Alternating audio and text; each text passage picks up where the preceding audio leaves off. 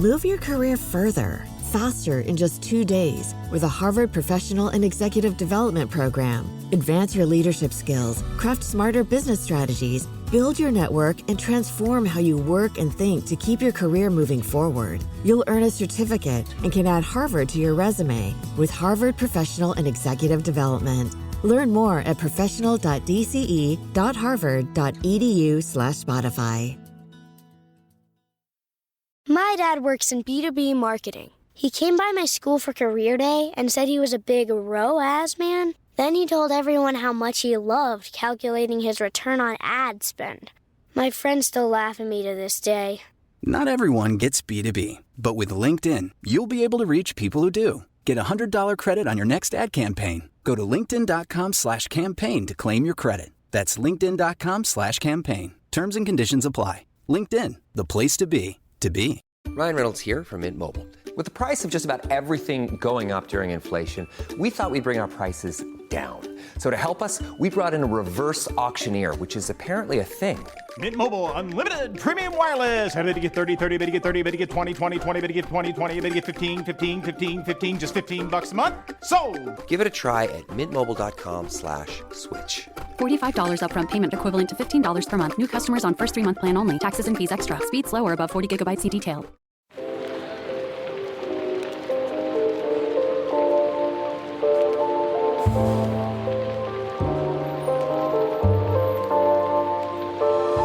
Welcome to Book Talk for Book Talk, a literary podcast where we've been deep diving into your favorite novels. This is Jack. And I'm Amy. And our listeners love to share their thoughts and theories via email and voicemail, so we're sharing them via our weekly mini episodes. The views expressed by the hosts and listeners are entirely their own and in no way represent the thoughts or intentions of the original author. This podcast is a discussion shared to spark thought and conversation on the characters and themes of this novel. Spoilers may be discussed with or without warning. Explicit language, as well as themes of sex, violence, abuse, death, and depression, will recur throughout this podcast. Listener discretion is advised. Welcome to our mini episode series. During each mini, we'll be reading listener feedback and theories, as well as discussing all things Sarah J. Maas, including her ACOTAR, Crescent City, and Throne of Glass series. Are you ready to read some emails, Amy? Sure am. Do you know what makes this episode so special? I wonder if you can actually guess what makes me feel like that this is a special episode. Because we have an intern? Because I'm blonde now. Oh. All right, let's get into it. This is from Dallas. I think Elaine and Lucien are going to be key in stopping Koschei. It's already been established and discussed that there is more to their characters as well as their minds. This is reference of Lucien multiple times throughout the series and hinted with Elaine. I think they will have to work together and potentially go off together to stop him, which will allow them to connect and form a bond, which I personally hope will allow them to put the mating bond aside and give them an opportunity to choose each other because they genuinely want to. I feel like Jack's face is like, whether or not Elaine and Lucien choose each other, I think that this makes the most sense for what comes next, for all the storylines that have not been realized yet. Because Koschei isn't done. No. We're coming back to Koschei. Obviously, and Vasa. I bet Moore has a part to play in it. So... Yeah, wait, Moore's going to end up with Vasa because Moore was with a human queen before. Oh, interesting. Right? Interesting. And it's almost like she gets to be with the human queen that she wanted, which means Vasa will somehow end up immortal. Because don't they all? Well, right now, Vasa's the only one that's not immortal. Right. Jurian's human, but he's Cauldron Made, so he could probably live for a long time. Yeah, probably. Yeah. And if nothing else, he's at least 500 years old. Yeah, exactly. But I mean, I think it makes sense where they're going to have to force proximity.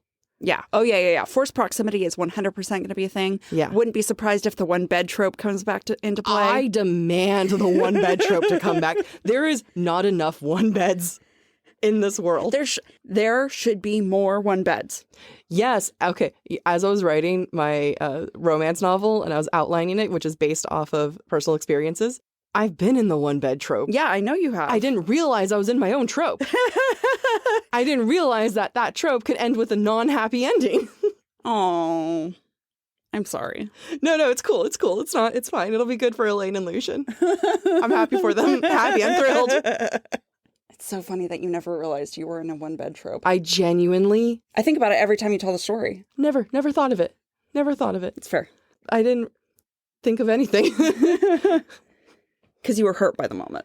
I mean, who is in one bed, who's in the middle of a one-bed trope, and doesn't take advantage? Reaches over for you, and then does nothing? Oh, no. This email is from JD Ventures.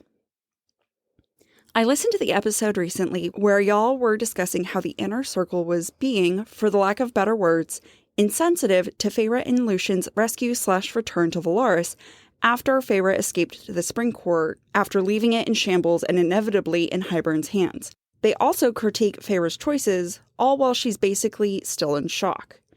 One thing I wanted to add to both of y'all's already amazing points is maybe they are being harsh with Feyre in her approach to this sort of war game, spying, deceit, and calculation, at the expense of one's self and bodily harm because it's regular for them. In a way, all of the inner circle is battle-worn, war-experienced, and have warrior mentalities. That being said, maybe they've forgotten the horror and shock they all experienced individually after their own first experience like Feyre's. Maybe this is why they're all being so calm and casual, and at times critiquing Feyre's choices while in the Spring Court. Interesting. I like that. I mean, it is fair. They all are battle-worn and torn. Yeah, and with trauma. I forget that because they're just such happy-go-lucky. Yeah, what are those plush animals that everyone loves? Squishmallows? Yeah, they're like the squishmallows of warriors.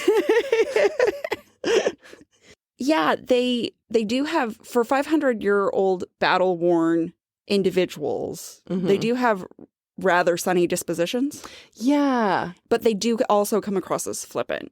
And maybe 500 years is a long time to remember what your first experience is like. And sometimes they're like, oh yeah, that was like how my first experience was as well. But they don't actively remember that. Yeah. And I mean, and it could be that because they are so old, they're like, you know what? Sometimes you have to kind of be careless. Sometimes you kind of have to be like, it happens. Yeah.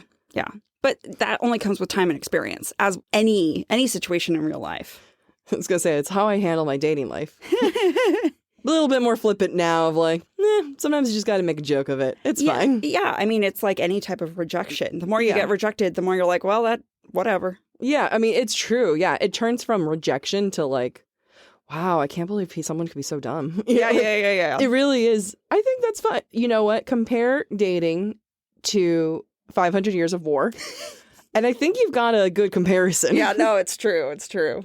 Especially your dating life, because you've had a more extensive dating life than I have. I've been very isolated. My 20s was a battle. It was. It was a full battlefield. I've seen the numbers. I know. What? I'm just in terms of how many dates you've been on. Okay, cool. Let's specify here. Which numbers? Number of dates you've been on. Number of first dates you've been on. Thank you. And it definitely. It's. I'm sorry. I'm still thinking about that one time we were driving and we were talking about numbers. Oh man! And you thought I was talking about how many guys I've kissed, and you were talking about something else. And I was like, holy shit, Amy, how many do you think? Basically, what happened is I accidentally slut-shamed Jack, even though that was not what I was talking about. And there's no such thing as a slut. There is no such thing as a slut, but I number-shamed Jack. But just for the number of guys I've kissed, that's the funny thing is I just was like, wait, what? How many? How many? That is the miscommunication trope we all hate. Yeah. This comes from Kim. I was just listening to mini episode 6, and I had a quick little random thought about Elaine. So we know that she can see Vasa. She warns/tells everyone about a Firebird. What if she can still see Vasa, and in seeing Vasa, she sees Lucian? And she slowly starts to realize that he's not actually a terrible person, but sweet and smart and thoughtful, and all the wonderful things he is, on top of sexy, and she starts to get jealous or curious. So now she gives him a chance and travels with the Band of Exiles. I actually really like this thought. I think it might play out a little bit differently. I like the idea of Elaine continuing to be able to see Vasa and therefore by extension Lucian. I would love if Elaine has a vision of Lucian in trouble and her instinct is to go save him. She will always have that instinct because they are mates. Yeah, and she'll try to fight it, but the visions will keep coming. But and also, like, how much of an asshole if you try to stop, if you don't right, try to right, save him. Like, it's part of the crew. And then I would love it if the 3 Archeron sisters go off together to save Lucian. Amy's, like, swinging her fists like a pirate. I don't know. Like I'm skipping. That's your skipping arms? Well, I can't with all the equipment in front of me. I'm going to have to have you skip later to see where your arm placement is. I absolutely adore this. I love the idea of Elaine getting jealous because I think Elaine is going to be the most, I don't want to say, extreme emotions. Oh, I was going to say difficult nut to crack. I don't want to call her a shitty person because I can get pretty jealous. But like, I think she's going to be the most jealous. I think she's going to be the most stubborn. I think she's going to have like the most difficult personality traits, which is going to say something because Nesta's kind of the queen of that. Yeah. But I think she's going to end up being more of the stubborn one, more of the jealous one. And we're going to get that a lot more. I mean, it's based off of nothing other than the fact that, you know, we have to spice up her character a little bit. Right. And I love the idea of her seeing Lucian through Vasa. Also, it just kind of reminds me of, like, you know, the trope where you're trying to ignore them, but they're everywhere. They're at the grocery store. They're at You just can't run away from them. Exactly, but it's that with visions. Yeah. She definitely can't escape those. Like, imagine the scene where she's having a vision of Lucian and she's like, God, not again. And then she just kind of clears her mind and takes a step forward and then bumps into him. And she's like, what are you doing? Why can't I get away from you? I love that. Yeah. Fall has officially started here in Los Angeles, and that means we finally get to do fall activities. I have been counting down the days for when I can go to pumpkin patches, maybe even hit up an apple orchard, and I get to do all of it looking super cute in my Quince boyfriend sweater. This weather is perfect for my dark academia vibes, and I'm so excited to bust out my washable silk blouse because you know I'm going to be taking pictures. Quince is known for their Mongolian cashmere sweaters from $50. And that's not all. Quince has so many other amazing things on their website. All of those items are priced 50 to 80% less than similar brands. That includes leather jackets, cotton cardigans, soft denim. Like, my entire fall wardrobe is genuinely turning into Quince wardrobe. By partnering directly with top factories and cutting out the cost of the middleman, we get savings as the customer. One of my favorite parts about Quince is the fact that they only work with factories that use safe, ethical, and responsible manufacturing practices. And they still manage to get premium fabrics and finishes for that, you know, luxury feeling for every item that they have. Get cozy in Quince's high-quality wardrobe essentials. Go to quince.com/booktalk for free shipping on your order and 365-day returns. That's Quince, QUINCE.com/booktalk, BOOKTALK, to get free shipping and 365-day returns. That's quince.com/booktalk. Move your career further, faster in just 2 days with a Harvard Professional and Executive Development Program. Advance your leadership skills, craft smarter business strategies, build your network, and transform how you work and think to keep your career moving forward. You'll earn a certificate and can add Harvard to your resume with Harvard Professional and Executive Development. Learn more at professional.dce.harvard.edu/Spotify. This email is from Stephanie. People in your y'alls. I haven't said y'all this much since high school. Y'all mentioned Feyre staying with Tamlin was a form of her punishing herself, and even Tamlin feeling like it was his punishment as well, at least subconsciously. I saw it a little differently. There's a psychology behind making a big decision that makes the buyer react in one of two ways. They either end up having buyer's remorse and regretting the decision, or they double down and try to convince themselves that their choice was the best choice and nothing else could have possibly been as good. Sounds like somebody I know. Wait, me? Yeah. You double down a lot. Oh, yeah, that's true. Yeah, that's fair. Yeah, no, that's right. I think Feyre definitely is going through the second reaction. She went through so much, And if she and Tamlin don't get their happy ending, it was all for nothing. Feyre also tends to equate her and Tamlin's happiness with Prithian's happiness, which just further illustrates the point. Tamlin equals everyone. So if Feyre and Tamlin don't end up together, then what was the point? And Feyre can't handle that since she knows it was worth it to save everyone. On a separate note, Tamlin being armed in Mist and Fury was more of a symbol of his PTSD to me than a symbol that he has his power back. It's like he has to have weapons in addition to his own self to be able to feel safe. Ooh, I love that PTSD thought. Yeah. I love that. It's a great point because he was unarmed the entire time under the mountain. Yeah. That it would be a safety thing. I think that's an excellent point. A fantastic point.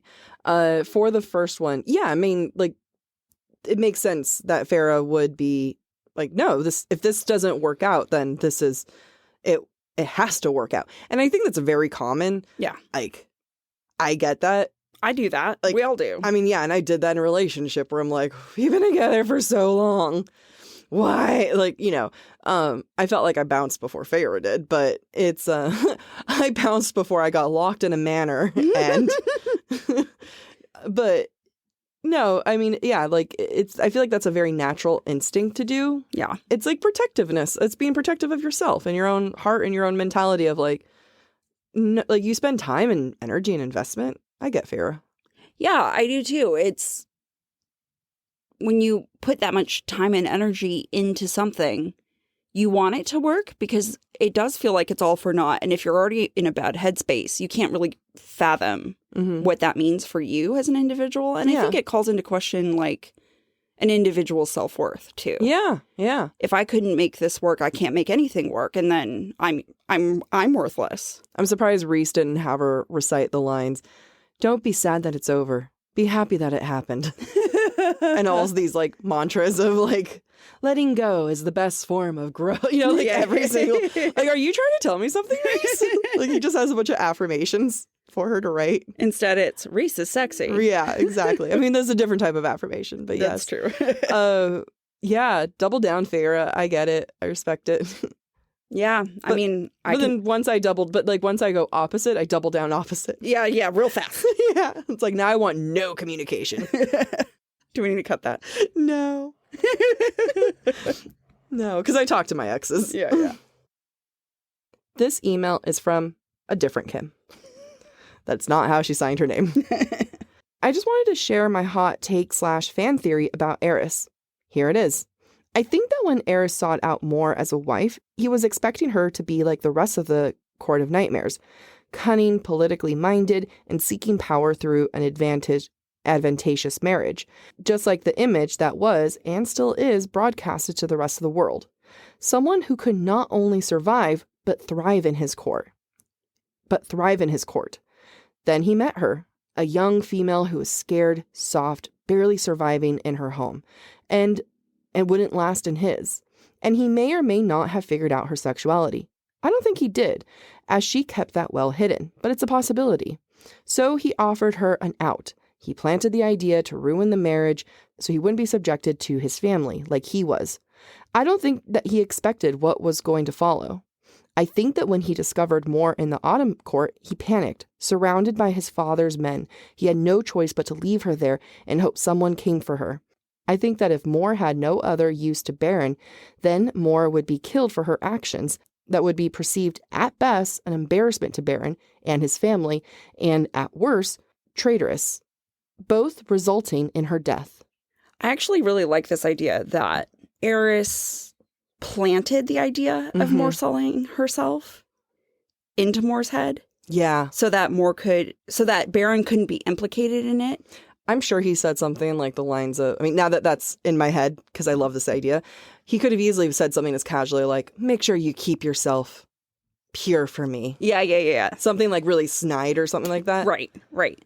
Or, you know, an offhanded comment between Eris and Beren that Mor overhears of like, are we sure she's not damaged goods? Yeah.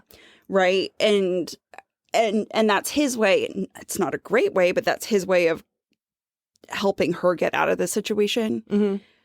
I do like this idea that Eris probably didn't get a choice in the arranged marriage. But I love the idea that he saw someone from a really messed up court. Yeah, I agree. So that person could survive in the Autumn Court, because the Autumn Court is messed up. Yeah. I do like that thought. I think that's actually pretty ingenious. Absolutely. To me, that makes the most logical sense. Yeah. And like, it's great politically, but it's also like, you know, they have that bad rep. You know, I don't have to love her, but she's at least going to be part of my team. Right. Or I don't have to worry about taking care of someone. She'll be able to take care of herself. Especially since he saw how his mother was treated and couldn't handle it, really. Yeah. Yeah. Then he probably saw a lot of his mother in her. Oh, like once he saw her for real? Yeah. Oh my God, yes. I think you're right. And he probably feels very protective of her because he's very protective of his mother. I have a feeling, and I don't know if I made, you know how sometimes you make things, you know how I sometimes make things up in my head and I just kind of believe them to be true? Yeah, we all do. Head cannons. Okay, so you do too. Yes. Cool. So remind me, I thought we knew that Eris let Rhys or Azriel know that Mor was there. Or did I make that up? I think I can't remember. That feels right. Right? Because it's like, how else would they have known about her being dumped at the Autumn Court? It would have been revealed in Silver Flames. Yeah. And I can't remember off the top of my head. Someone, can you guys... Someone please correct us. Yeah, please send us a DM or something. Yeah. Just be like, you're right. Or you're wrong. Hey, I'm Ryan Reynolds. Recently, I asked Mint Mobile's legal team if big wireless companies are allowed to raise prices due to inflation. They said yes. And then when I asked if raising prices technically violates those onerous 2-year contracts, they said, "What the f*** are you talking about, you insane Hollywood ass?" So to recap, we're cutting the price of Mint Unlimited from $30 a month to just $15 a month. Give it a try at mintmobile.com/switch. $45 upfront payment equivalent to $15 per month. New customers on first 3-month plan only. Taxes and fees extra. Speed slower above 40 gigabytes. See details. This message is from Claudia. You guys keep mentioning, as well as a lot of other people on TikTok, that Feyre is an unreliable narrator and we cannot trust what comes out of her mouth. I feel like a better way to go about this is to remember that we are looking at things through her lens. This means that her thoughts and feelings are a direct result of her own experiences. These experiences were real and give her a different but still valid perspective on subsequent events as compared to others. While one of you is looking at things through a feminist perspective, the other is looking at events through a Marxist perspective. Although some of your analyses of events may differ based on the lens you're looking through, this doesn't automatically invalidate your partner's analysis. I think it's easier to write off Feyre's narration as unreliable instead of adding an additional layer of complexity. However, we have to realize that everyone has different experiences and has differing forms of evidence to back up what they claim to be true. We use our own experiences so we can make judgments that will aid in self-preservation, including mental, emotional, and physical. This is what Feyre is doing. Can we say her judgments are incorrect? No, she's the expert in this. We can objectively analyze situations and discuss how her own experiences could affect her current judgment, feelings, and actions. We cannot, however, call her unreliable. If her judgment was unreliable, she would not have grown and had the positive outcome we see throughout the rest of the series. I would call Feyre's narration open to interpretation and say that we're only seeing part of the truth. Saying unreliable insinuates a lie being told to us by the narrator. Feyre's not lying, she's just telling her truth. I'm really happy that Claudia sent this to us because this is a note that we've received a couple times on social, through email, and it's, it's on us for having not explained unreliable narrator because that's something that we discuss a lot in literary analysis. And, what you're saying is absolutely spot on, Claudia. That's also like that's the definition for unreliable narrator. But that's on us. Like, we didn't explain that. Yeah. So when we say unreliable narrator, we're not saying Feyre's a liar. What we're saying is what we're calling out is a writing device. Unreliable narrator is a writing technique that authors can use. Mm-hmm. And that's what we perceive Sarah J. Maas using when she's writing from Feyre's perspective. I liked how Claudia described it. It's a different lens. It's the narrator's lens. Exactly. And because you're viewing it from a very, like, a fish bubble. Yeah. Is that the term? A fish lens. You're looking at it from a smaller perspective, like through directly the narrator. The reason why the term and like we didn't token the term unreliable narrator. The reason why they call it unreliable is because you are viewing it through a lens. You are going through there. It doesn't, it's not meant to imply that they're lying. It's more meant to imply that we're missing out on important details that they're not picking up. Right, because we're only seeing things through their lens. If you look at it this way, in any story, there's an objective truth, and the narrator only gives you their subjective truth. Yeah. We're only getting what the narrator is capable of perceiving. And sometimes that aligns and sometimes that doesn't align with what's really going on. Yeah. And it's not that they're willfully lying through their narration. It's that they're only capable of processing to a certain extent. Yeah. And that's also very, and I will say, like, I do apologize. Like, we don't explain everything necessarily of like the lingo that goes into a literary analysis. It's the same way that, you view things through the Marxist lens. What that means is a dynamic of power. Right. That doesn't necessarily mean Karl Marx, which is like kind of how it started, but that's also like not where we're at or anything like that. Right. So, when I was like first explaining it to my mom, like, oh yeah, the Marxist lens. She's like, what? Excuse me? Yeah. And I was like, oh wait, no, let me explain it to you.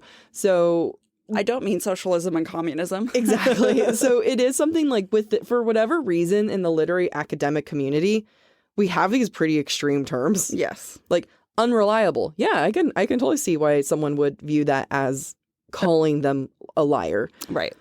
When it's not. Like I love the term. I wish that was like the more accurate term of like the narrator's lens. Or like a subjective narrator. Yeah. But unfortunately, that's the lingo we were taught. That's the lingo we use. Yeah. But I'm happy that you brought that up, Claudia. Yeah, because I think it is confusing for a lot of people. Absolutely. This comes from Isabella. I don't think Nyx should have been included in the series. I think that it takes away from Rhys and Feyre, and now they're just viewed as Nyx's parents. Tying into that, Nesta wouldn't have had to give up her powers. Okay, this is an interesting thought because I actually don't view Nyx as very important yet. So I personally don't view Feyre and Rhys as Nyx's parents. I just view them as Feyre and Rhys. And Nyx is just this random being off in the corner. So this is absolutely not what Isabella wanted us to get into, but I'm going to take a broader lens, and I apologize for taking this somewhere else. I think that can be fairly popular in society where we feel like when people have kids, they lose their identity. Yeah. And whether that's the parent themselves, I've heard plenty of parents say that they feel like they lost their identity. Yep. Or viewing someone of like, wow, you lost all of your interests. You're now this child's parent. Right. I think that's kind of unfair to parents, except for the ones that do make it their personality trait. Then I'm like, oh, God. But no, I'm kidding. Parents are wonderful.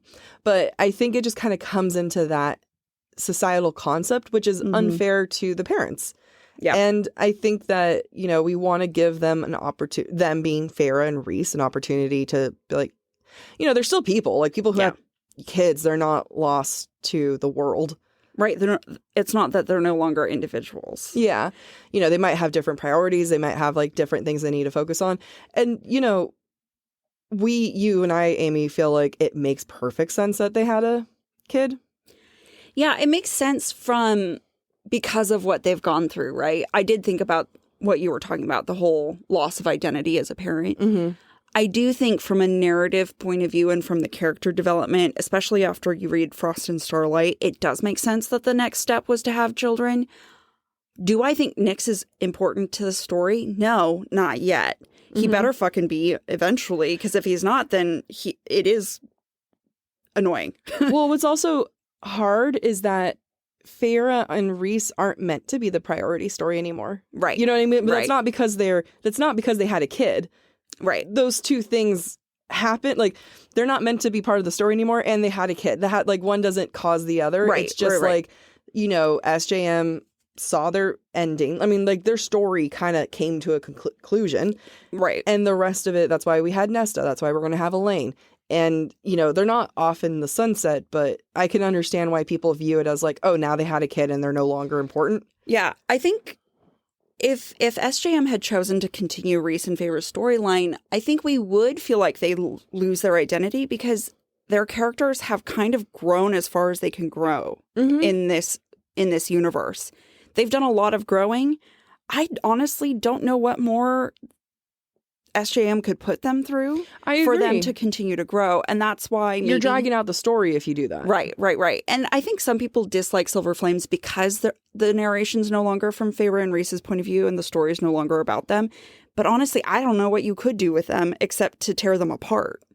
Yeah, or, risk their child and stuff. But, I think we also have to just, and I don't want people to say, yeah, exactly, you have a kid and then you become nothing. It's like, no, it's just as a writer, you don't want to have to drag it out over and over again. You just kind of have to accept, you know what, they developed. Doesn't mean they're done developing, but it's just not the forefront. Right. The story SJM wanted to tell is done in terms of them. Yeah.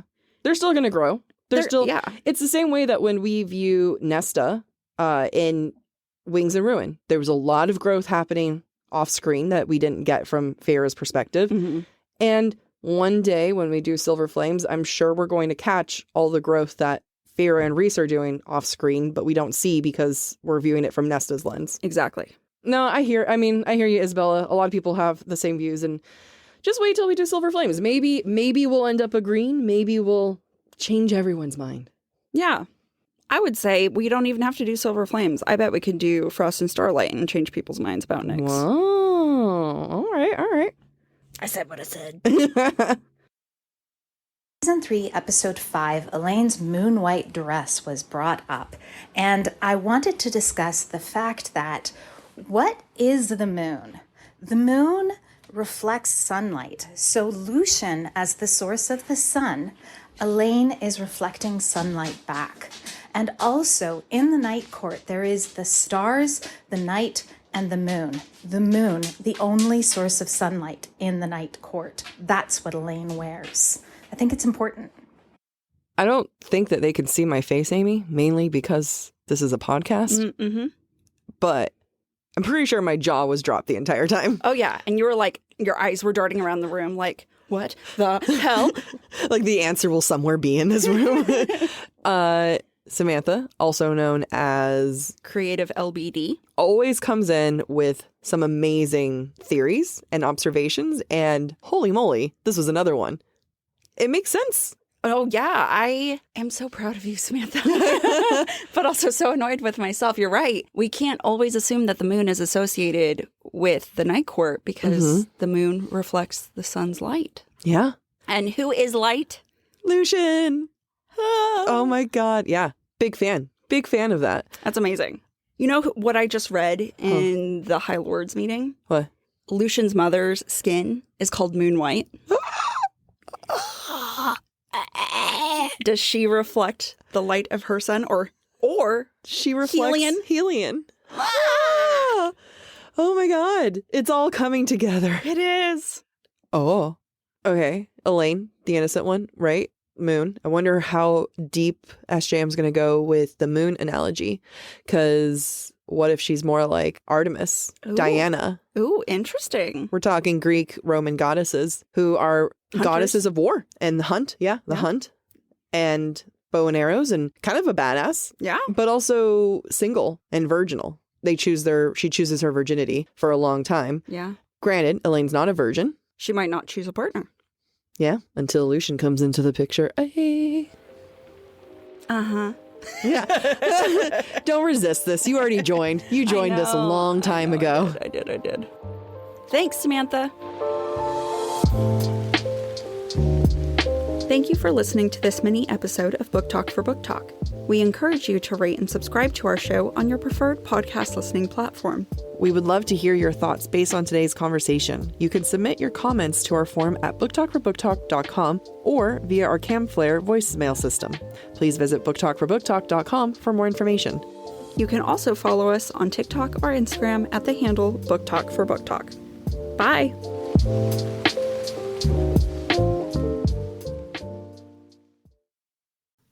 Fall has officially started here in Los Angeles, and that means we finally get to do fall activities.